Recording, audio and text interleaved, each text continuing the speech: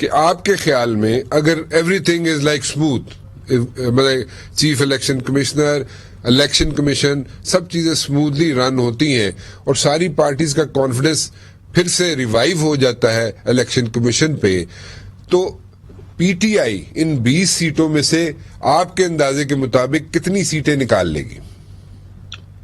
देखें, मैं ये समझता हूं कि इस वक्त जो मैसिव सपोर्ट ऑन ग्राउंड है वो इस वक्त पीटीआई की सबसे ज्यादा है, मगर जो इंतखाब है अपने कैंडिडेट का वो नून लीग का इस वक्त बेहतर है।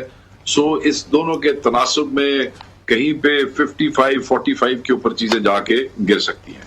अच्छा, मतलब कि अगर मैं इस चीज को इस तरह समझूं जो आप बात कर रहे हैं कि पीटीआई जो है वो कोई 8-10 सीटें निकाल लेगी, तो मैं गलत कहूंगा? सही है, इस पोजीशन में है। सो 20 में से 20 सीटों में से पीटीआई जो है 8-10 सीटें निकाल सकती है, राइट?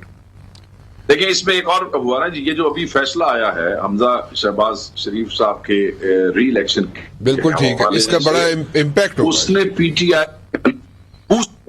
बूस्ट दिया, उन्होंने कहा देखो जी अपोजिशन भी सी, खप्पे भी सही, लड़े भी सही, आखिर जाके हाई कोर्ट के फैसले से लेकर सुप्रीम कोर्ट तक वो यही चाहते थे कि 17 जुलाई तक इलेक्शन ना हो, तो वो आगे चला गया। लोगों को तो at the end of the day कोई 8 सफ़े नहीं पढ़ता होता कि फैसले में, जजमेंट में क्या लिखा है। वो ये देखते हैं कि ऑन ग्राउंड ये क्या हो। ऑन ग्राउंड यही हो रहा है कि 17 के बाद इलेक्शन होगा और इसमें पीटीआई को फायदा है, इससे भी एक बूस्ट में एक परसेप्शन बन जाती है जो वोटर की होती है, या ग्राउंड पे जो वोटर होता है या सपोर्टर होता है, या उसकी एक परसेप्शन बन जाती है कि जनाब ये इस तरह फैसला इनकी फेवर में, पीटीआई की इमरान खान की फेवर में आ गया है, तो ये हो सकता है हो सकते वाली गालिच ना वोट पा देता है फिर।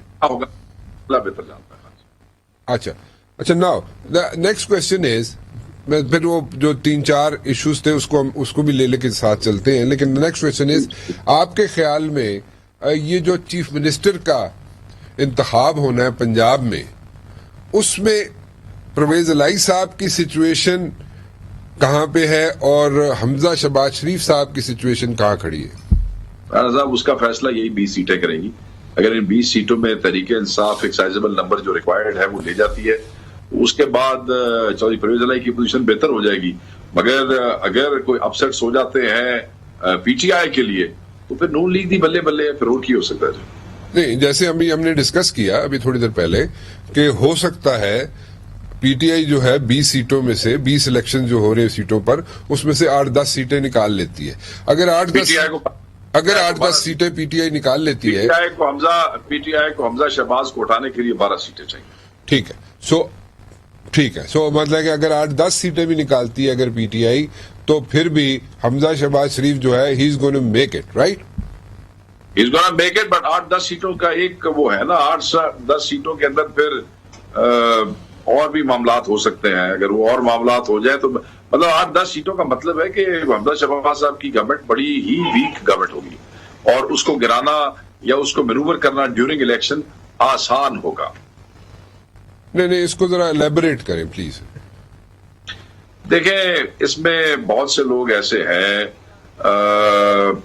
बहुत से इत्तेहादी जो है वो ऐसे हैं जो कि अपना ज़हन तब्दील कर सकते हैं। अभी तो 1-1, 2-2 आजाद के ऊपर मामला खड़ा हुआ है ना, 1-1, 2-2 आजाद इधर भी आते हैं उधर भी जाते हैं, इनका कोई पता नहीं होता। अच्छा, ये बिग बुक भी जाते होते हैं। हाँ, अच्छा, ओके। सो मतलब कि पैसे पूसे भी ले लेंदे होंदे ते दोवें घर पैसे देने वास्ते तैयार ने, चौधरी साहब भी देने को तैयार ने, थे मियां साहबान दे भी अल्लाह दी बड़ी मेहरबानी और की चलते से। अच्छा, चलो ठीक है, ओके, चले, ये तो क्लियर होगी बात। Now let's come to the next point जी। एक तो इलेक्शंस पे जो हम बात कर रहे थे कि एक जनाब इलेक्शन कमीशन के रोल पे हमने डिस्कशन कर ली, उसको हम वाइंड अप कर देते हैं। अगली बात बताएं, अगर इलेक्शंस जो हैं, जैसे कि मैं कह रहा हूं कि दिसंबर के पहले हफ्ते में अनाउंस किए जाते हैं अगर इलेक्शंस, तो वो इमरान खान साहब को मेरे ख्याल में तो सूट नहीं करेंगे। और मुझे ऐसे लगता है कि फर्स्ट वीक यानी कि 2 तारीख या 3 तारीख दिसंबर की में नया केयर टेकर सेटअप आ जाएगा और फिर इलेक्शंस हो जाएंगे। वो सूट करेंगे इमरान खान साहब को या नहीं करेंगे? देखिए, इमरान खान साहब क्योंकि हुकूमत से निकलने के बाद वाहिद एंटिटी है जो बार बार कह रहे हैं कि इलेक्शन कराया जाए कराया जाए कराया जाए। दो चीजें थी मैं समझता हूं जिसके लिए हुकूमत आई थी, एक बजट और दूसरा एक अहम तरीन अपॉइंटमेंट।